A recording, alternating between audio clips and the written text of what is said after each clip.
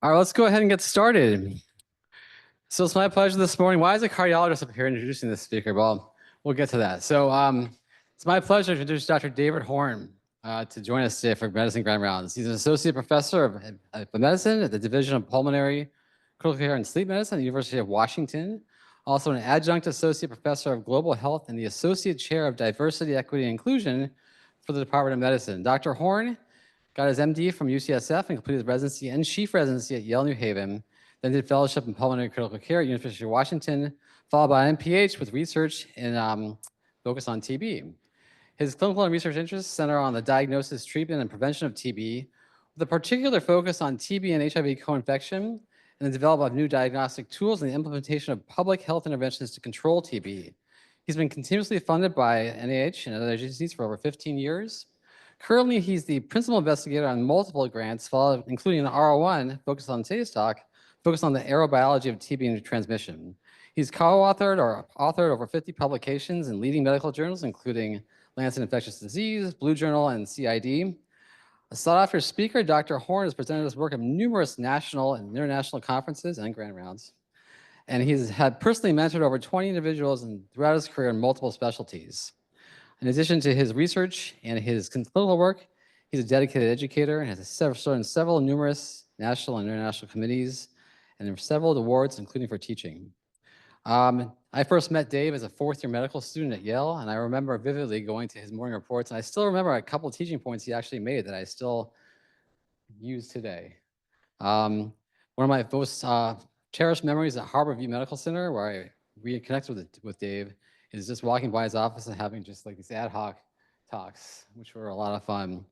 And please join me in welcoming Dr. Horne.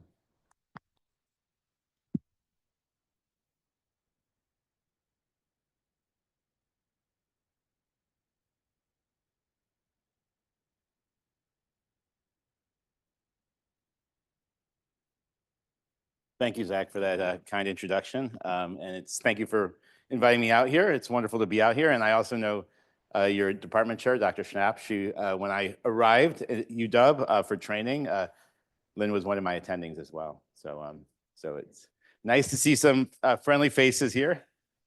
So thank you.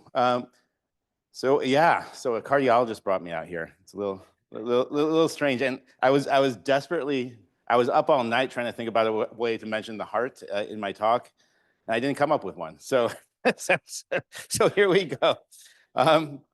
So I will be talking, the title of today's talk is TB Transmission, Miasma to AI.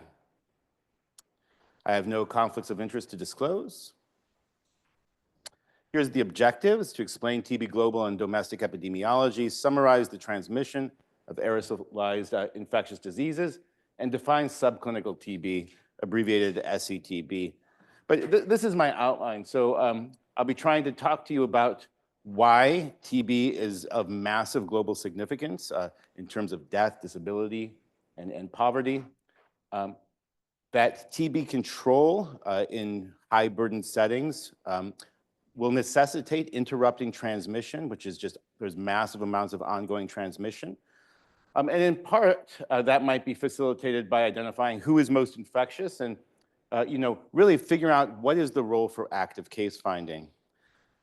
And then finally, just talking a little bit about how technology, we always hear about the evils of it, but how it might be harnessed for some good in this role. TB has this dubious distinction. For a long time, it was the #1 infectious disease-related cause of death, and it was briefly dethroned from that by COVID in 2020 to 2022. But as of 2023, it regained that distinction. And so it is now, again, the #1 leading cause of infectious disease-related death. And it's estimated that 2 people die from TB every minute. So in 2023, there were about 1.25 million deaths, about 12 or 13% of which occurred in people with HIV. So less than many people might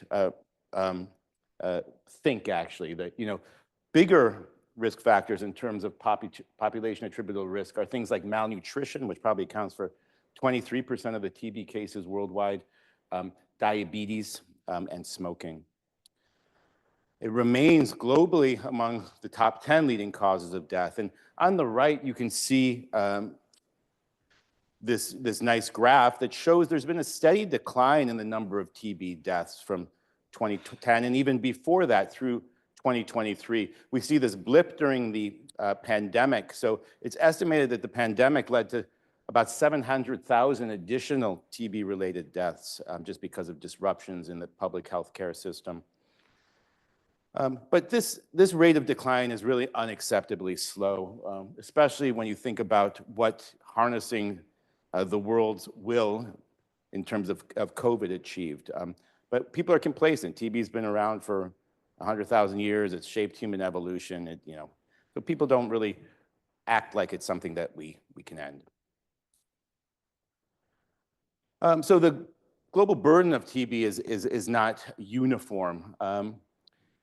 In 2023, it was estimated that almost 11 million people developed TB, and that's an estimate because it's thought that about 20 to 30% of people are never diagnosed with TB, never reported to national treatment programs, and most importantly, are never treated for TB. And that diagnostic gap leads to a big part of the deaths related to TB every year. As you can see from this map, the darker colors are higher TB incidence rates, and the darkest green is greater than 500 per 100,000. There's massive variation. In the US, the incidence is about 2.9 per 100,000, so just under 10,000 people were diagnosed with TB in 2023. And in the US, it's primarily a disease of non-US born individuals. In my state, Washington State, about 85% of people with TB are non-US born. But going from 3 per 100,000 to greater than 500 per 100,000, it's more than 2 log difference in the rates of TB. In some places like the Western Cape of South Africa, and this is not driven by HIV, have TB rates of about 1,000 per 100,000 people per year. So you have a 1% chance of acquiring active TB every year. So historically, the WHO focused on TB control through passive case finding. So passive case finding means waiting for someone to present to healthcare due to symptoms for treatment. So focus on people identified in that manner who were smear positive, meaning if you looked at their sputum under a microscope and you stained it, you would see little mycobacteria. And that's only about 50% of the people in the United States are smear positive. And the reason behind that is the assumption was that people who are smear negative are really not that infectious, so they're not driving ongoing transmission. And with that approach, TB has just continued. And so there's been really a rethinking of how to better address the TB epidemic.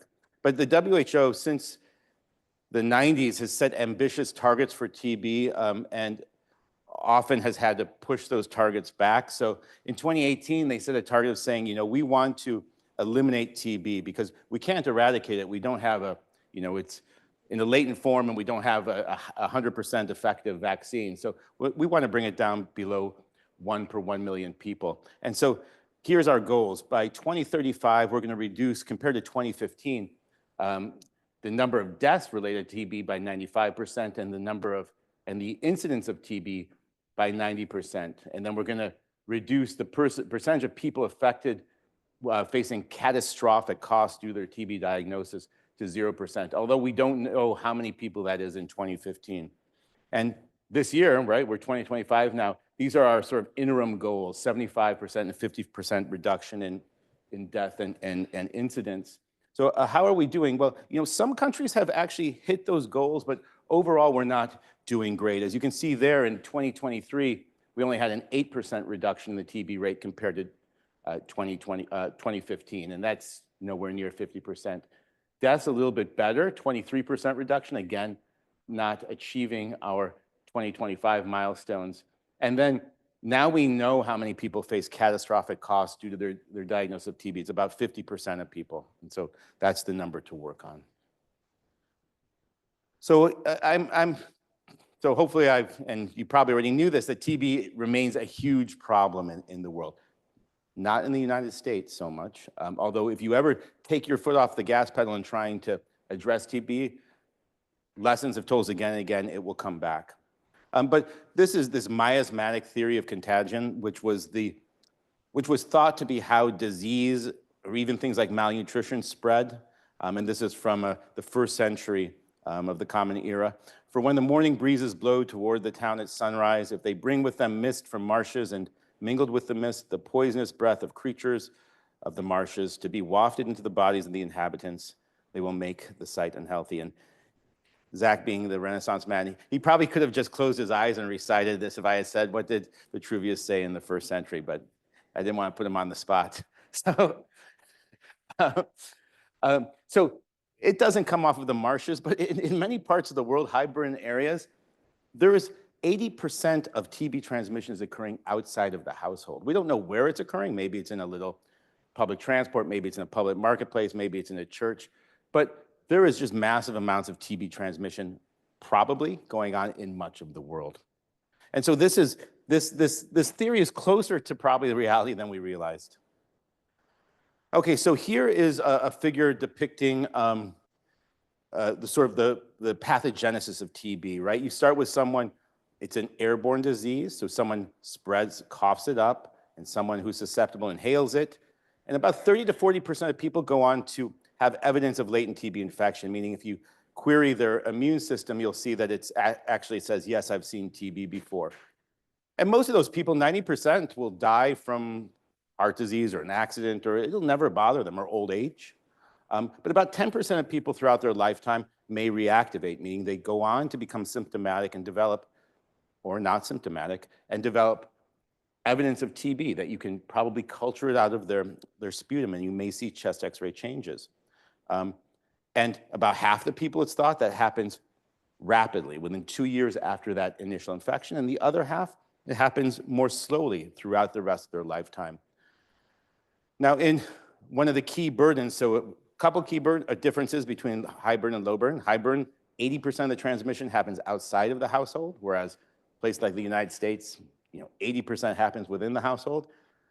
And then in a high burden area, it's thought that most active TB is due to recent transmission, that people are being exposed so often that really when they do move on to active TB, it's due to an exposure that happened within the last 2 years. And so that if you just did widespread TB preventive therapy like INH or rifampin or rifapentine, you would be over-treating people, because most people, they already, 54% of people in Kenya, if you test them, will have evidence of TB infection. But probably a small number of those people are at high risk for going on to active disease. But some strategies to decrease transmission events include early diagnosis and treatment, right? If someone has TB and you identify them early before they can spread it to other people, then you prevent those other people developing infection and possibly disease. Vaccines, we don't have effective vaccines. We're still talking about BCG. We're still doing studies with BCG. Part of the problem is that people who have TB can develop TB a second time from an exposure. So there's no human model of lifelong immunity, which makes it more difficult to develop a vaccine. And then we can do things like PPE or environmental controls, improving ventilation. That's very effective in decreasing spread of TB. Strategies to prevent TB, once someone has developed infection, is you can offer them TB preventive therapy. And there's progress is being made in that area. There's work being done on injectable forms of long-acting, that maybe just one injection could treat TB preventive therapy. So TB is the prototypical aerosolized disease. And if you recall, during COVID, there was a lot of back and forth with the WHO. Is it a droplet disease? Is it aerosolized? And eventually they realized it's probably an aerosolized disease. So Robert Koch suspected TB was actually transmitted by TB attached to dust particles. And it was a person in the 1890s named Karl Pfluger who sort of hypothesized it was due to aerosolized transmission. And what I mean by aerosolized is that droplets, you sneeze or cough, and they're big particles, and they drop to the floor. Aerosolized particles are the ones that are smaller than 5 microns in size. And those ones contain TB. And what's special about those things is that in a closed room, they can float in the air for about 40 hours, waiting to be inhaled. And then once they're inhaled, those are the size of particles that go to the alveoli of the lungs, where they can cause TB infection. So it's a very effective little sort of delivery mechanism for TB to be spread.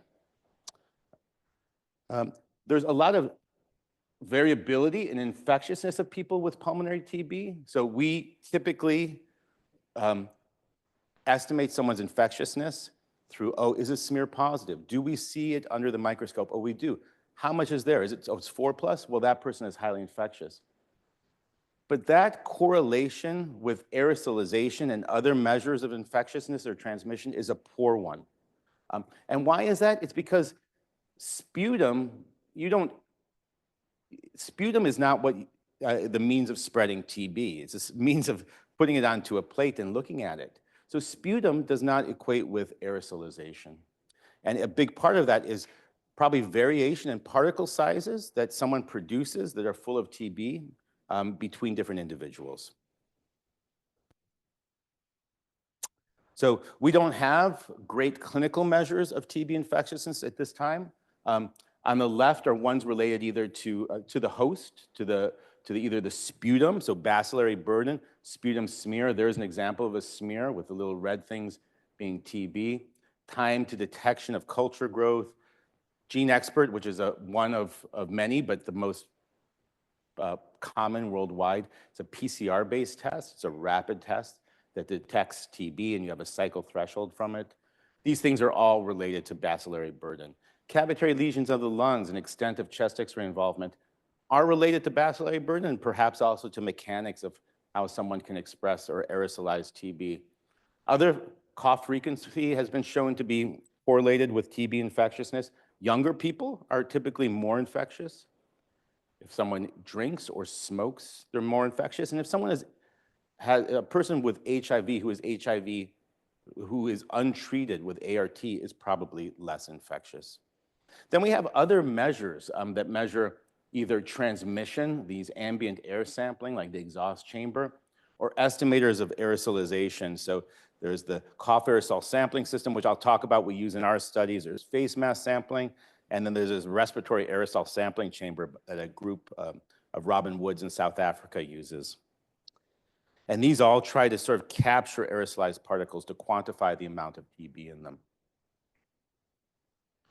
So here's some knowledge gaps and here's a chest X-ray from someone who has TB, and you can see it's upper lobe disease, and this airspace here is a cavity. It's probably multiple cavities, and we would think that this is a not very diseased chest X-ray for the people who present for passive case finding in Nairobi in our study. So people usually present with very advanced TB. So who is transmitting TB? And again, this relates to an endemic setting.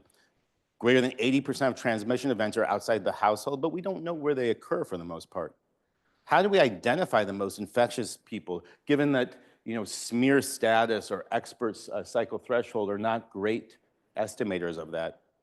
And what are the mechanical, immunologic, and biologic determinants of infectiousness? And then at the community level, is subclinical TB important from a public health perspective? So subclinical TB is someone has TB, you can grow it out of their sputum, and they don't have any symptoms, right?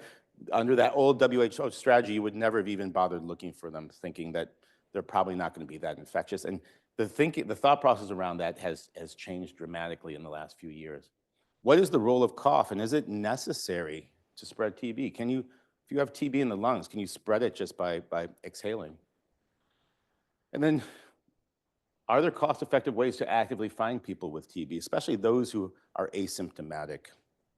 And so some of these I will try and address, and some of them our study is trying to address. And so what evidence do we have that there's this variability in TB and maybe even super spreaders? So super spreader meaning, and I'm going to define it as this Pareto principle that from sociology, it's, there's always ratios to remember in medicine, and 80-20 is a good one in general. Well, this is 80% of transmission events are due to about 20% of people with a disease. And for these over-dispersed diseases, meaning that there's a greater variance than you would expect in transmission events, that there are probably like super spreaders. And so here you can see that estimates, this is the old SARS, this is 2019, but COVID is similar. Measles TB infection, TB disease, they think, is even 5% of the people with TB are responsible for 95% of the events. And that's just looking at sort of epi data. We have, people always say elegant studies. This was a pretty elegant study from like the 50s and 60s by Wells and Riley, where this was at the Baltimore VA, and they had, in the TB ward, they had what people exhaled was pumped up above the ceiling. They had cages full of guinea pigs, because guinea pigs, unlike most of the animal models, they develop granulomas, they sneeze and they cough actually, and so they're a good model for TB.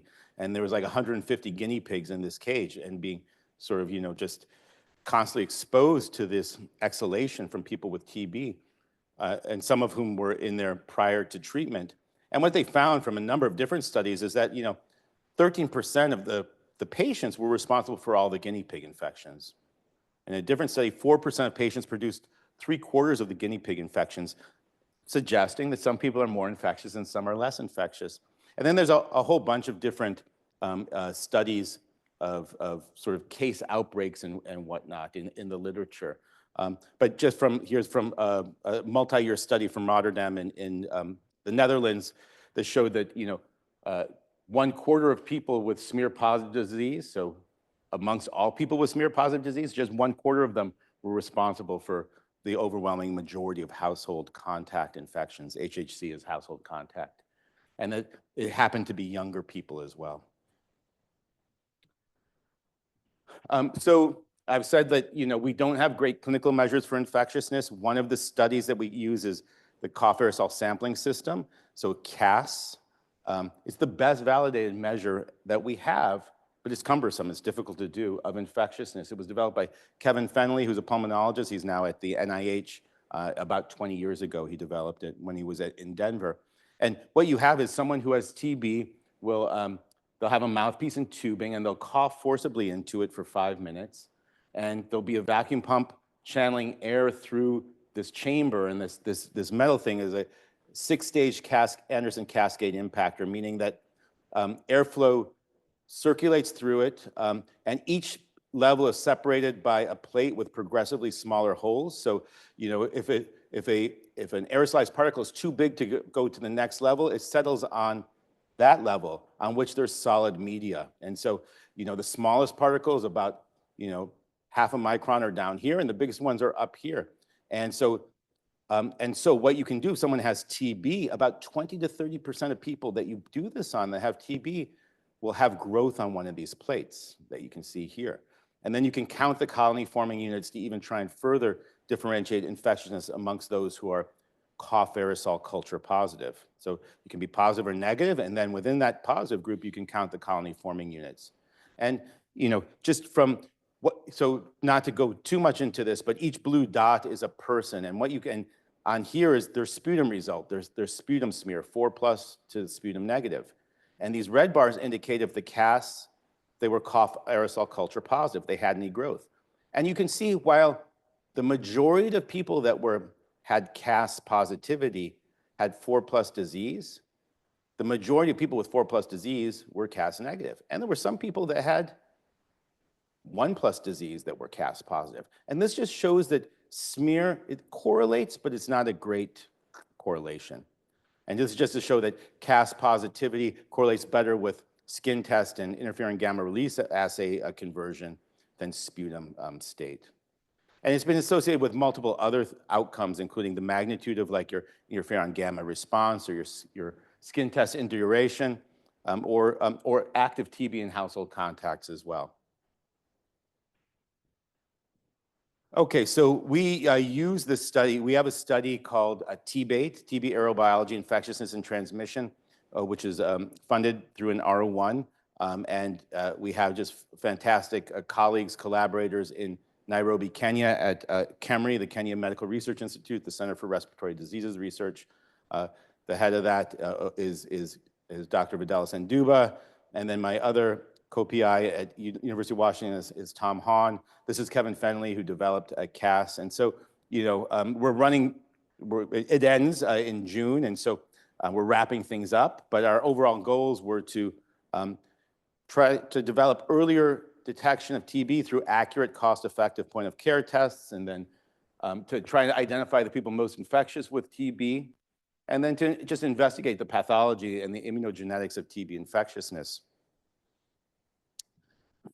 And so what we do is we enroll people newly diagnosed with TB at various different hospitals in the area. And this is the CAS device with the tubing.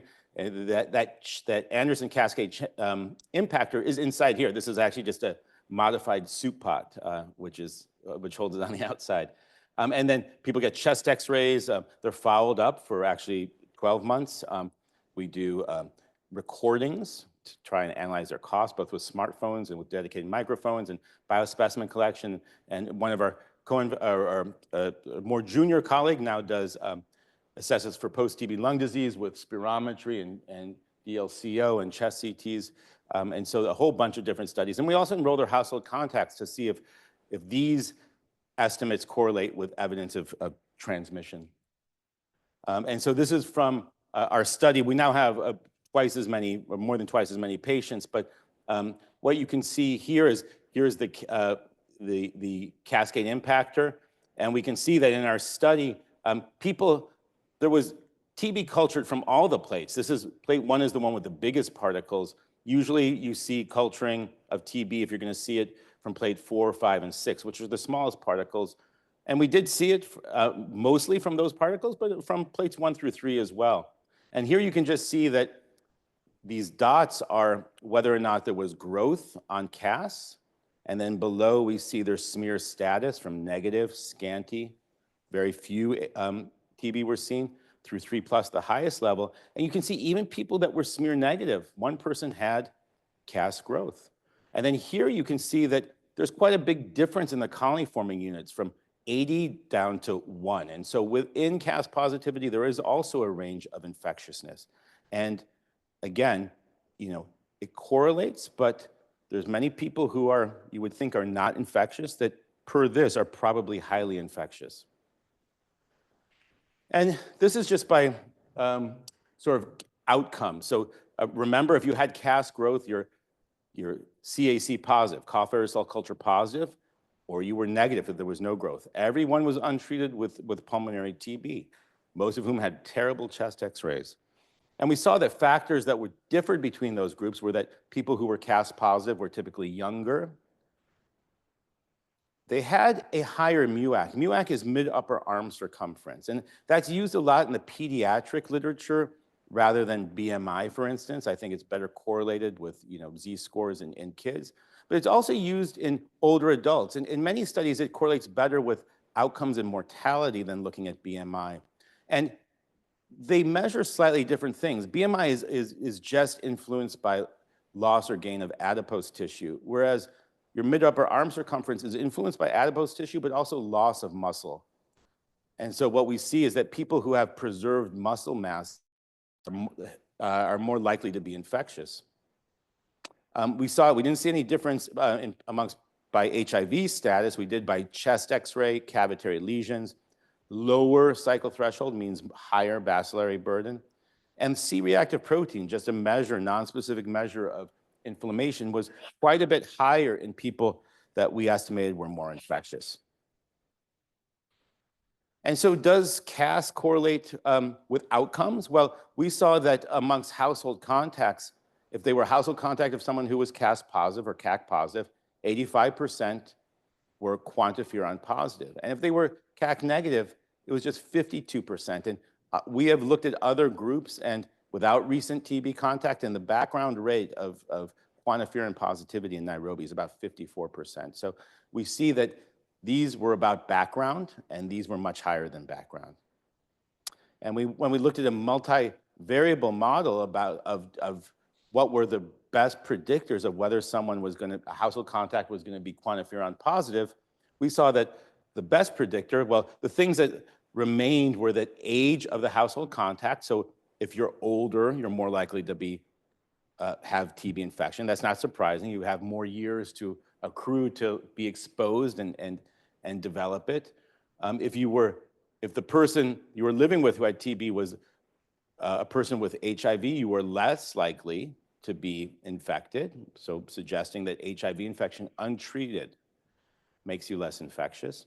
And then the best predictor was if the index person with TB in your household was cough aerosol positive. So that was an odds ratio of about 9. So here's again, this is, I showed you the differences between CAC positive and CAC negative. So here's the multivariable model. The other variables we assessed are down there. And you can see the things that remained in like a stepwise model were mid-upper arm circumference of the person with TB, their CRP level, their expert CT value. That is, if you have a lower CT value, have a higher bacillary burden, you're more infectious. Your age, if you were younger, you tended to be more infectious. And then the time, MIDGET is the liquid culture method, and then time to detection of growth. It's just another measure of bacillary burden, but it also stayed in with expert CT value. And when this is not, and this has not been validated, but we sort of proposed just a sort of a clinical prediction tool using things immediately or near immediately available to a clinician, which would not be MIDGET time to detection. There are point of care tests for CRP. And so, if you use this and have a cut point of 15 points, our area under the receiver operating characteristic curve was about 0.84. It has not been validated. This is just on the derivation group.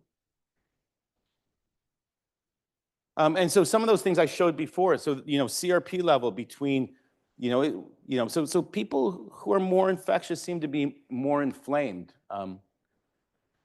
We also found that when we looked at different compartments of the human, so sputum, the lungs, and plasma, there were cytokines that were associated with being cough aerosol culture positive. So in the sputum, it was CXCL8, which is also IL-8, and IL-1 beta were both higher, they're pro-inflammatory, in people who were CAC positive.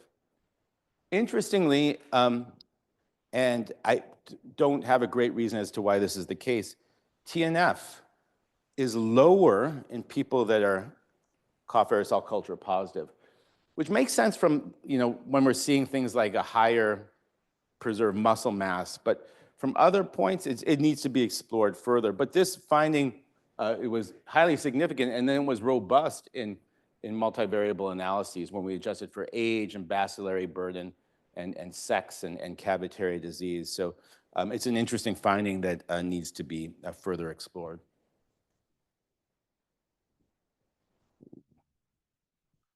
All right. We also did evaluate, this was led by Tom Hahn, who's at University of Washington, looked at whether genes were associated, gene regulation, expression was associated with being cough aerosol culture positive, right? Because we don't often think about that it's really something on the host side that might be driving this state, but it might be. And while we didn't find genes, these were pretty small groups. We had 29 people who were cough aerosol positive and 29 who were negative. When we looked at gene set enrichment analyses, looking at groups of genes in different pathways using one grouping of that called Hallmark, we saw that there were 8 genes that were, or gene sets that were differently transcribed or expressed between people who were Cas positive or cough aerosol culture positive and negative after adjusting for bacillary burden. So the ones that are the solid red diamonds indicate those 8 different gene sets, one of which was upregulated, angiogenesis, and 7 of which you can see on the left, like starting with interferon alpha and interferon gamma responses, were downregulated. So this is, again, after adjusting for bacillary burden, because we didn't just want to sort of say, because many gene sets would be associated with that, but independent of that, is there something that drives infectiousness? And so within angiogenesis, that was the one that was sort of upregulated. These are some of the genes that contribute to the angiogenesis gene set, and some of them are involved in sort of modifying the extracellular matrix, and some of them are involved in cell development and proliferation. So then putting this part all together, for aerosolization, which I'm going to sort of argue is probably the biggest driver of whether someone is highly infectious or not. What are some potential mechanisms? So cough features, the propulsive quality or frequency. And you can imagine that's also related to someone's, are they consumed by TB and losing weight and weak? Or are they relatively preserved in terms of muscle mass and functionality and better able to cough? What's the bacillary burden? If it's low, you're going to have fewer that you can spread out into the air. And then maybe on the host inflammation side, are there things associated with, the extracellular matrix molecules, the host coating of it that could be affecting it? Are there things associated with cell proliferation? There's been studies that have shown that TB can upregulate angiogenesis through VEGF pathway. And is that part of the process that's going on? Recalling that was part of the angiogenesis gene set. And then, host inflammation, cytokine pathways in different compartments that maybe alter the MTB metabolic state. And so, we propose our study, and there's a couple other big studies that have used CAS, that maybe there's this super spreader phenotype of people who are younger, higher bacillary burden. They seem to have systemic inflammation, and yes, they're kind of preserved. They're tolerating it with preserved muscle mass.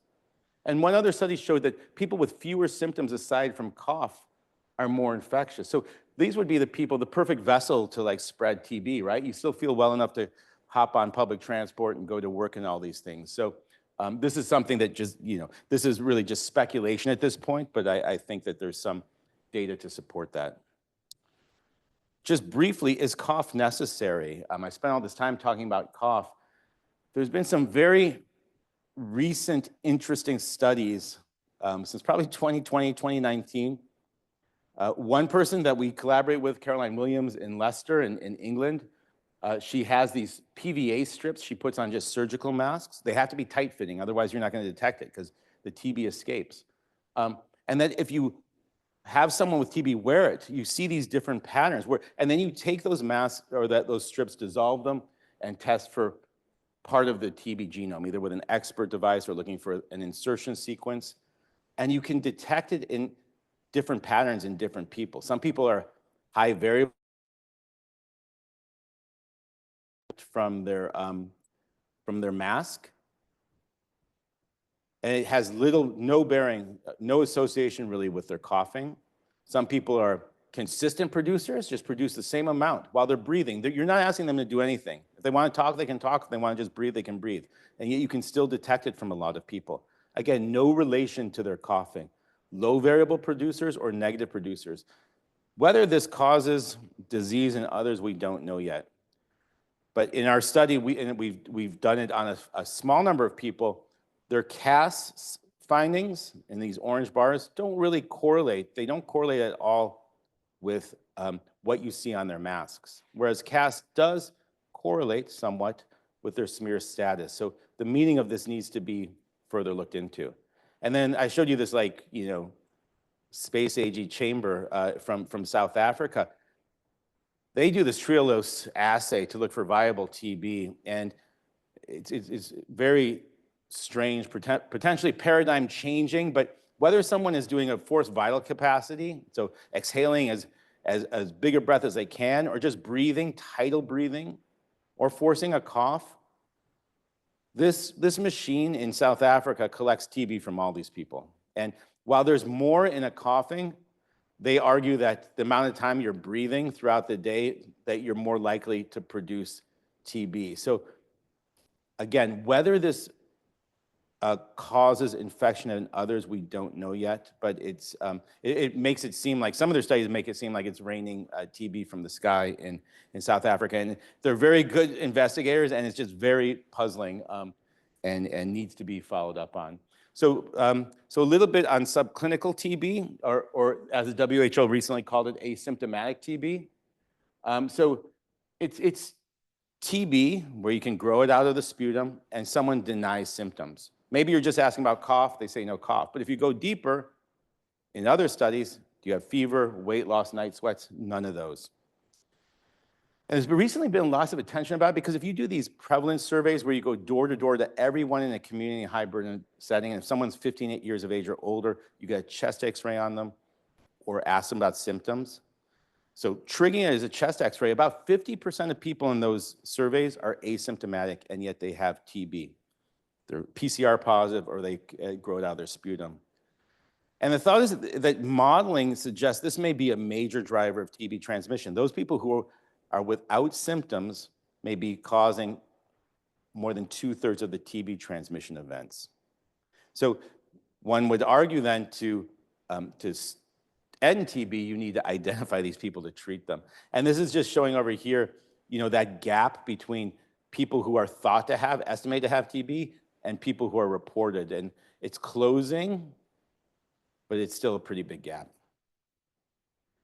So why would someone with TB not have symptoms? Well, maybe it's just this balance between right now it's no longer this two-state model of TB, whether either you're infected or not and you have TB or not. It's a spectrum. Maybe you have a little bit of TB and you're good at controlling it. Maybe you have a lot of TB, you're not so good at controlling it.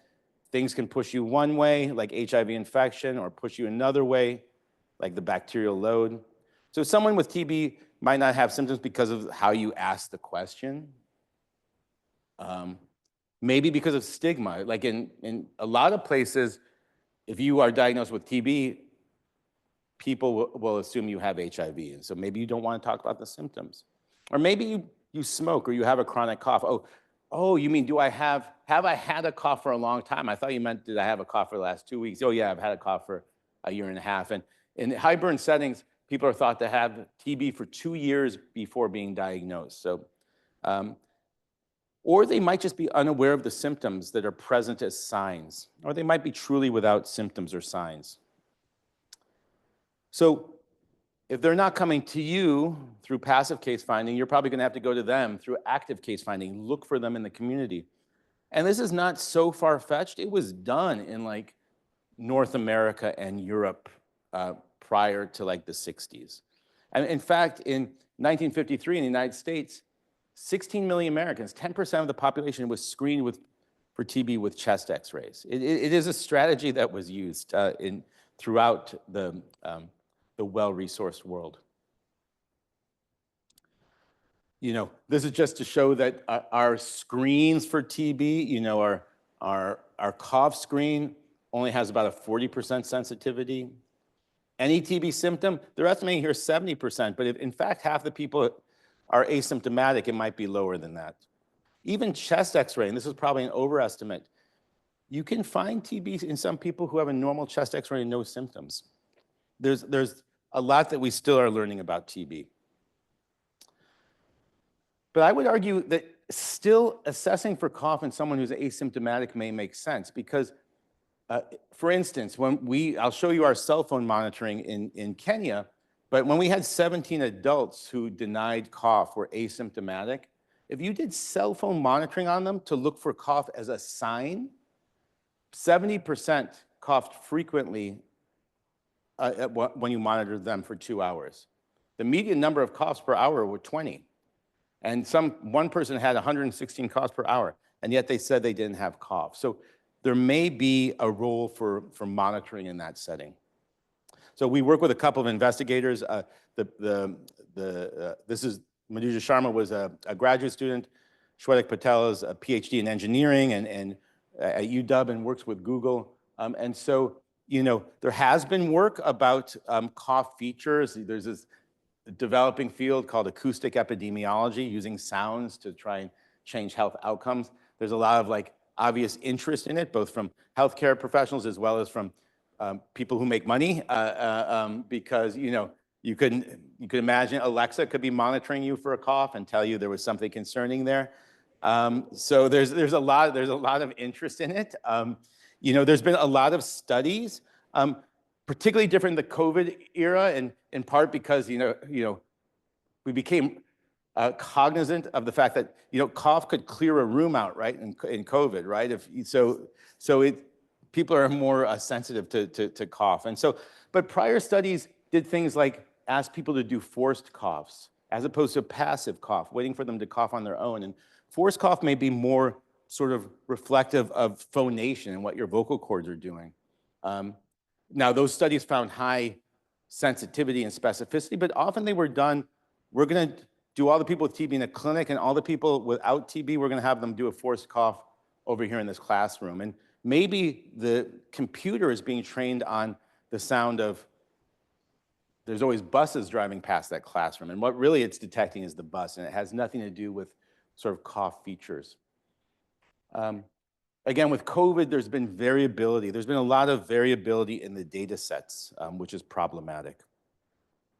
And so we did this study. So the same people that I showed you that we measured CAS on, we had them sit before starting treatment for 2 hours in a quiet room where they were recorded with 2 microphones as well as like a Pixel 4a phone. And then we sent them home overnight with a Pixel phone to put at their bedside. And then people without TB, so they had a non-TB related cough, so either pneumonia or asthma or a URI, and we also had them sit in the same room and were sent home with a phone. We did collect voluntary coughs from some people halfway through the study as well. And so so now operationalizing it, people aren't going to be sitting in a quiet room, and you need to test in the community, but this is just really a start to try and identify features. We did not find that cough counts distinguished TB versus non-TB related cough. There was no difference in A, but we did find that people who had more TB compared to those with less TB coughed more often. And there were other features as well, just based on chest x-rays. So if you have more TB, it seems like you do cough more, but that's not going to help us diagnose it. So this is what it does, so it captures the cough sound, and you can imagine, and there's, if we train the model just on cough features that were discernible by the human ear, it did not detect TB versus non-TB. But if you opened it up to all features that the computer could pull out of it, it did. And so, but this is a cough, and you can imagine it's, someone who has a different type of cough may have different onset or length of the cough or peaks in frequency or all sorts of other information. And it changes it over into the spectrogram that has additional information in it. And so, in this set, we had our TB subjects, 103, and non-TB, 45. And it really took all the people with, it took 45 in each. It was a balanced set. And it took all of them and it divided them into 5 groups and would have a test and a validation. The test group would be 1/5 of it, chosen randomly over time. So this data still needs to be validated. And they would train an AI model using different approaches like ResNet and various other ones, these neural network models, to try and see, can I tell TB from non-TB? And we did find, this is TB versus non-TB. Here's a ROC curve, that our area under the curve was about 0.79. And this is using the Pixel phone. It was the best phone. It was just right. The microphone was one was too cheap and one was too sensitive. So the Pixel phone performed the best. And if you pick a point on this curve, you can adjust your sensitivity and specificity based on where you go on this curve. But one example point was a sensitivity of 70% and a specificity of 71. And then, in fact, the model performed better on those with high bacterial burdens. If they had a high load, according to GeneXpert, the ROC was about 0.86. So again, needs to be validated, but it's quite promising. And it's not so far-fetched in the future. So my close friend I've known for a long time, he was telling me, he was like, oh, my wife snores. I'm like, oh, have you told her about that? And he's like, and he showed me this. So his Pixel 8 phone had, he didn't even realize that it had this mode, and it was somehow on. So it was recording every night at the bedside, but doesn't record conversations, because that's always an issue with these devices. And when he looked at it, these are the nights he slept on the sofa, and there was no snoring. And other nights there was snoring and coughing. So the future is here now. And in fact, for some of these curves, so devices like Apple Watches and Google Watches and Fitbits, not only can they record cough, but they can capture skin temperature, SpO2, heart rate and heart rate variation, activity levels, amount of hours sleeping, because you're not moving. And this is, there's COVID study, and here's an intentional influenza challenge where people are intentionally exposed to flu. And you can see changes, and most of these changes focus on things like nocturnal heart rate variability. The heart, I did it. All right, so, so they happen about, so this is happening hours post-inoculation. This person, 20 hours post-inoculation. Here is the onset of symptoms. So you can see changes in these biometrics on many people. And here is from COVID. This was symptoms and virologic evidence. Quite hours or days before other evidence of infection. And so it's not only in TB, but in multiple other areas that this, I think this is coming down the pike. So in conclusion, we haven't done adequate progress in addressing the TB epidemic, especially compared to what we did with COVID. That I would argue in a high burden setting that interrupting transmission and TB preventive therapy are key, in part because most people are developing TB from recent exposure and acquisition of infection. We don't know where it's occurring necessarily, so maybe one strategy is to try to identify TB super spreaders who may be the same people who are cough aerosol culture positive. That's not proven yet, but that may be the case. There may be this cough aerosol culture positive phenotype, which could be offer one way to sort of target or focus on people to evaluate further. There are unique gene sets and inflammatory profiles that seem to be associated with infectiousness, including the angiogenesis gene set. And so clinical and or biomarker tools to screen for highly infectious individuals are needed because sputum evaluation doesn't do it. This asymptomatic TB is likely an important driver of transmission, but if people are asymptomatic, they're not coming to healthcare, so we need to somehow find them. And that personal devices may offer like really cheap, effective, it's a huge number of people that have cell phones worldwide, and that may offer one way to screen for TB and other diseases, obviously with the caveat of privacy protection and making sure we're not using it for the wrong purposes. So that's it. I'd like to thank, in particular, Videlis and Duba, who was the PI there, Lillian and Jagi, who is a more junior physician, but has really, she's the leader of the study. Kevin Fennelly, who developed CAS, Tom, who's my friend and co-PI at UW, and Shwetak Patel, who's done led the computer, the cough detection studies, and then the person who's doing PTLD at Tulane is Jerry Safoja, who's an assistant professor there of pulmonary critical care, and that's it.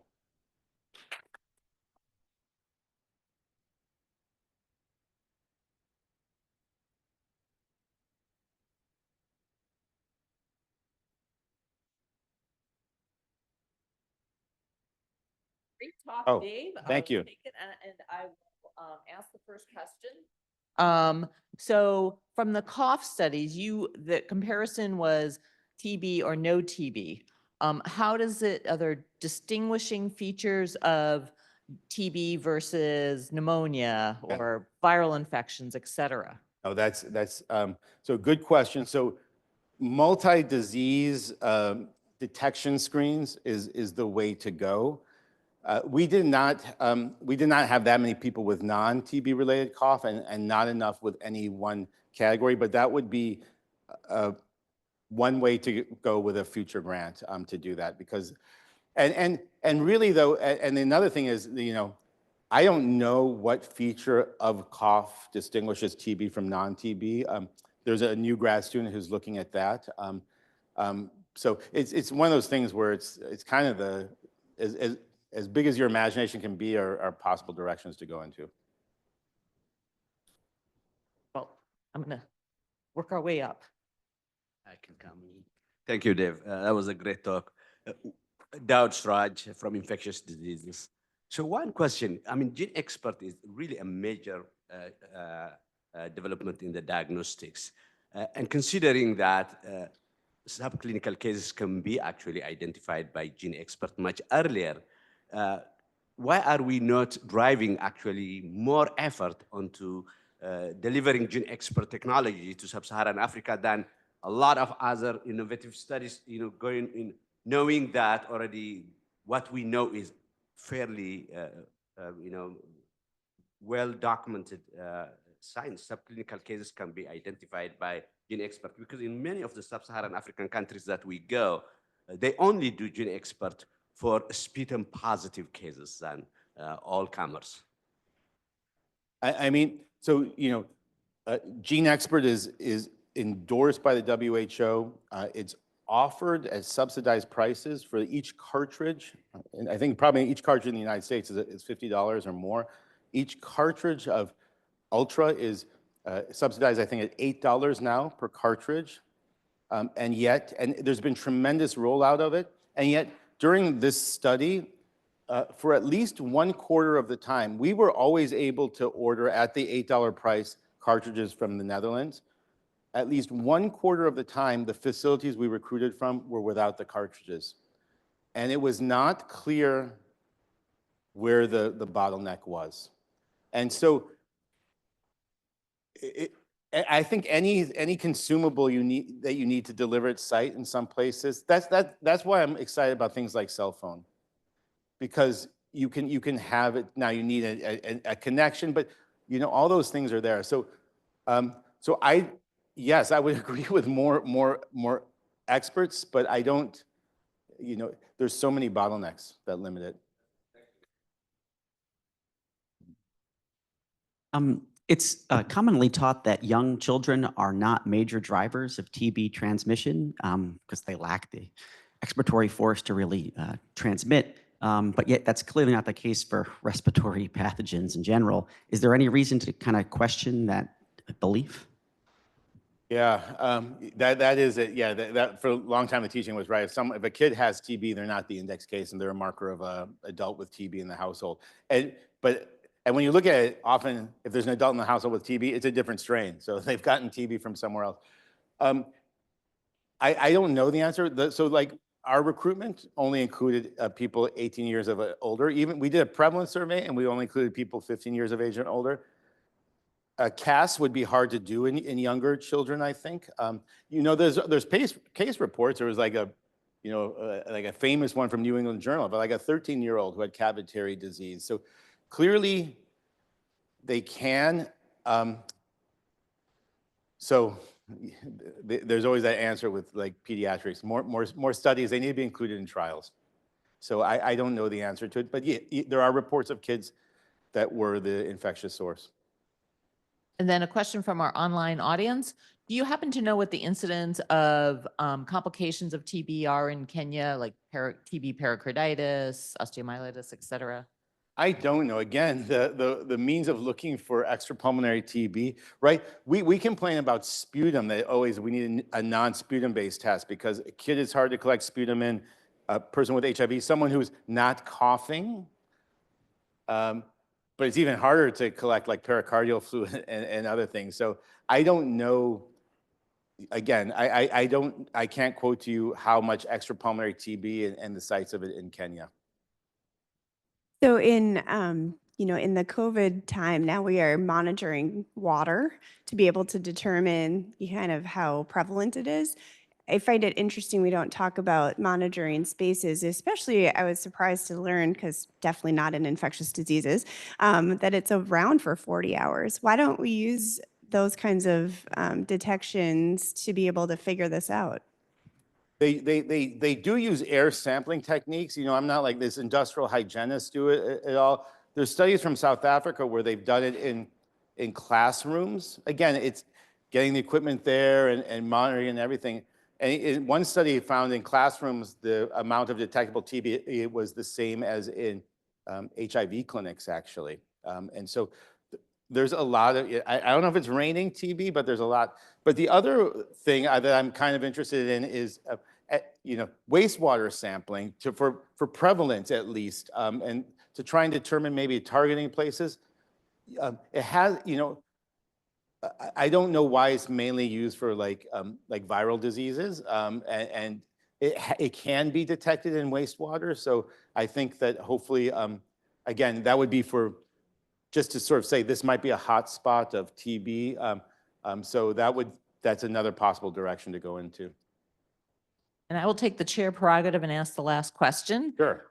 Which may be an unfair question, but I want your opinion. So in a low prevalence country like the United States, what is the value from a public health standpoint of doing routine TB screening, like in healthcare populations, healthcare workers, nursing Yeah. homes, et cetera? Yeah, the CDC recommends against doing it unless there's a known exposure because it's so low yield. The argument for doing it was, okay, we're going to skin test you twice and do a two-step to see if there's transmission in the hospital.